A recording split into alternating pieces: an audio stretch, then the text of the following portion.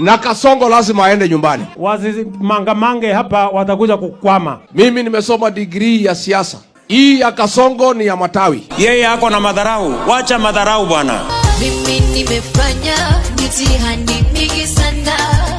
Mwafrika mtu wa ngozi nyeusi usipomnyorosha utampata kwa bedroom yako. Kasongo asonge asisonge. Sijui kama unafikiri unaweza kuja kuuzia hawa watu wananchi fitina. Tunajua Kasongo halali, anatafuta watu wengine wanaitwa third force. Na mimi nitakuwa na scorecard yangu 2027. Mimi na challenge wale wengine watafute scorecard yao. Huyu Kasongo huyu.